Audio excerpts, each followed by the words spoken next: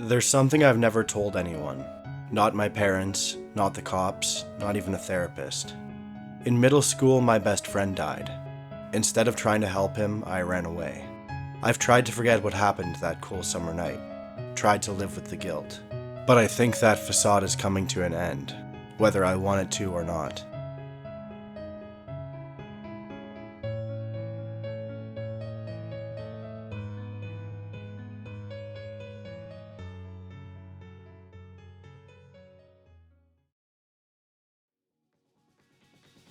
I grew up in a small town of about 50,000 people in northern Michigan.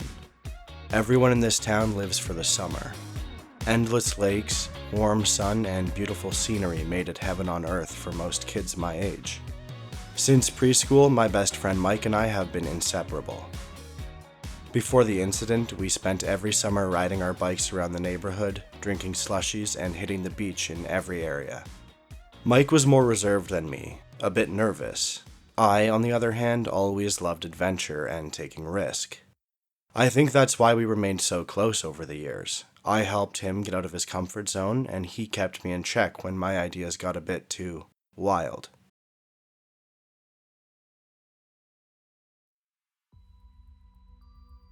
We knew all the best swimming spots. Our favorite spots were the ones that weren't open to the public, out of the way, more of a hike to get to, secluded and not crowded. One spot in particular was on the outskirts of town. A lesser-known trail through the woods led to a beautiful small private lake. It had become a hidden gem for a few in-the-know kids in the neighborhood, especially for the older high school kids. Sometimes the older kids would let Mike and I hang out with them, as long as we didn't tell anyone else about that spot. That was our deal. Aside from the secrecy, what made this spot so special was the 15-foot cliff that was perfect for jumping off of. Below the cliff there was a lower ledge, maybe halfway down, for those who weren't so brave. That's where Mike and I always jumped from, but every time we went there, we always promised. Next time, we'd finally do the big one. Anyway, it was a Thursday night and we only had a few days of school left until it was summer break.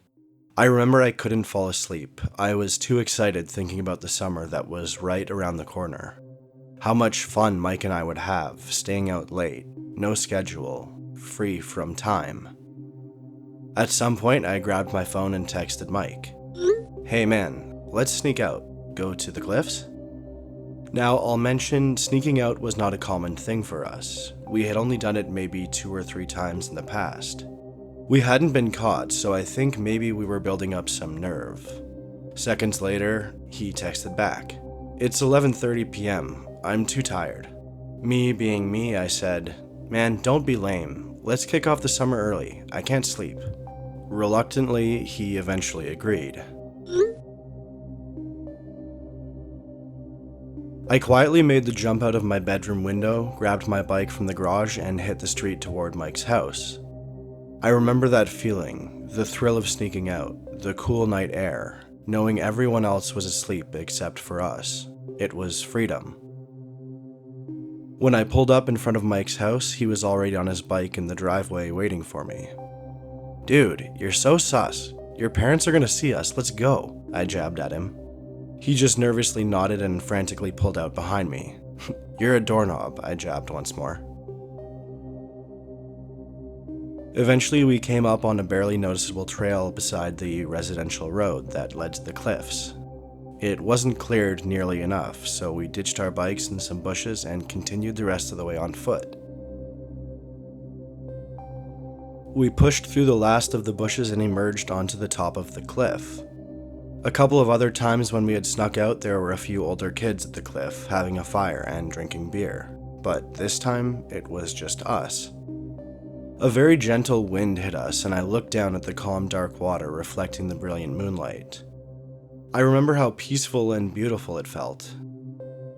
I looked over at Mike, who was clearly enamored with the thrill of the situation, and said, "Alright, tonight's the night. I'm jumping off the big one." He looked back at me, clearly concerned, and said, "Dude, you're insane. It's probably freezing." As usual, I brushed him off, stripped down to my boxers, and hung my toes over the edge, looking down at the dark water below.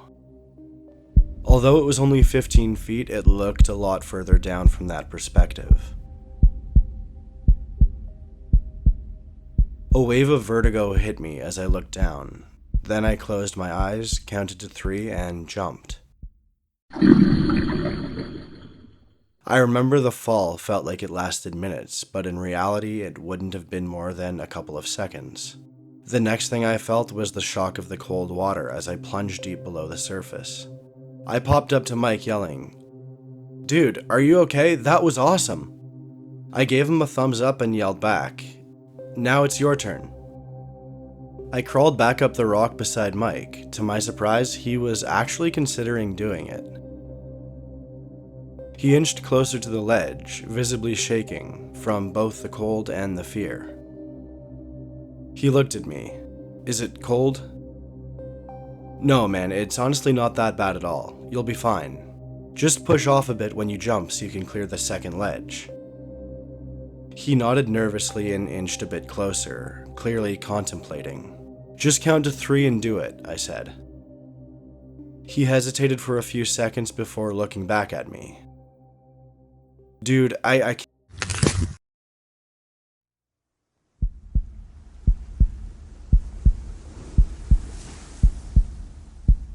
I swear I remember every detail in slow motion. Mike had just started to say something, I don't even remember what, when I heard a sharp crunch beneath his foot.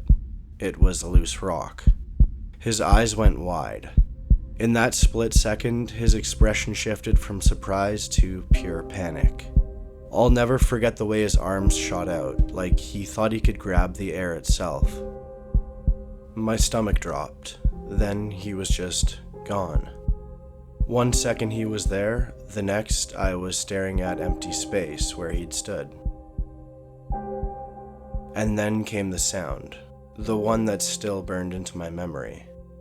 A sickening, echoing thud as Mike's body slammed into the rocks below, not the water, the ledge.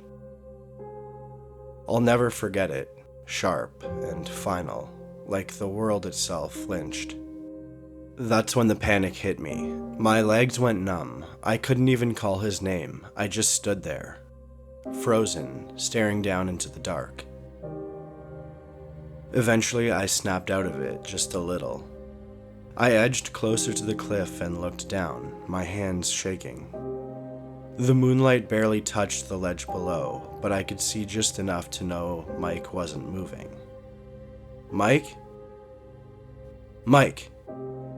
Nothing, just the wind and the water slapping gently against the rocks. I waited there. I don't even know how long, maybe an hour. Long enough for the panic to turn into something else, something worse. I started to think about what would happen to me if I told somebody. That we weren't supposed to be out there, that we snuck out, that I let him fall. What if they blamed me? What if I got arrested? My stomach twisted. I felt sick. I wanted to scream. But instead, I turned around, and I left Mike there. The days after were a blur. I couldn't sleep, couldn't eat. Every time I closed my eyes, I saw Mike's face, that look of fear right before he fell. I kept thinking, if I had just grabbed him, if I had gone down to help, if I had told someone. But I didn't. I told my parents I had been home all night, just like that, lie sealed. At school, it was all anyone could talk about. "Did you hear about Mike? They found his bike by the trail. Cops are saying he might have run away." Run away? No, he didn't run. He fell. And every time his name came up, I felt like everyone was staring at me, even when they weren't. The worst part? His parents. His mom came to my school, stopped me in the hallway, eyes red, voice shaking. "You two were close. He didn't tell you anything? Please tell me if you have any idea where he is. Please." I looked at her dead in the face and I lied again. "I haven't seen him and I don't know where he is," and I brushed past her. That night I was lying there, staring at the ceiling, my mind chewing itself alive. The house was dead quiet. Not even the hum of the fridge or the creak of the old pipes, just silence. Until I heard it.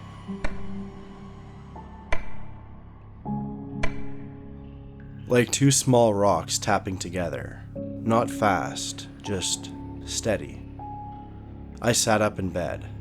At first I thought it was coming from outside, maybe the wind, maybe something hitting the window. But then I heard the voice. "Come back to the cliff." Whispered, soft, barely louder than my own breath. It didn't sound angry, just helpless, maybe even desperate.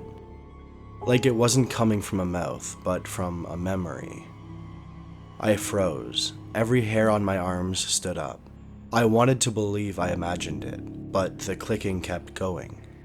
And then the voice came again, just a little closer. "Come back to the cliff." That's when I started to wonder if I was going insane, or if maybe Mike wasn't finished with me yet. 2 days later, my mom knocked on my door. Her face said everything even before she opened her mouth. "They found Mike," she said. I felt everything in me drop, stomach, lungs, everything. "Is he..." She nodded, but then paused. "They think he didn't die right away." I blinked. "What?" "He must have hit the rocks and passed out.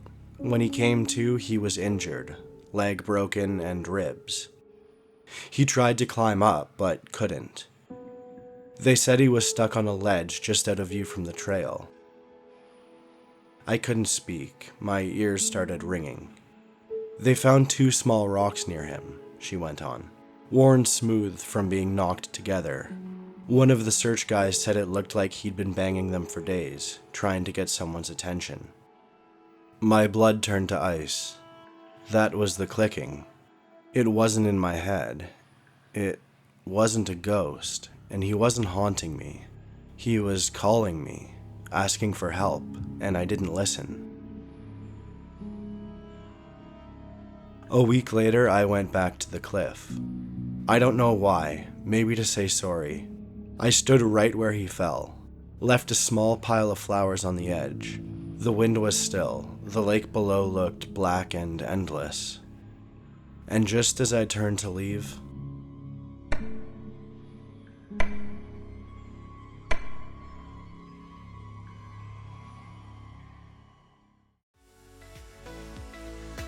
Hey everyone, I hope you enjoyed this story. If you did, please leave a like and subscribe to the channel. It means so much. Anyway, thanks again, and we'll see you next time.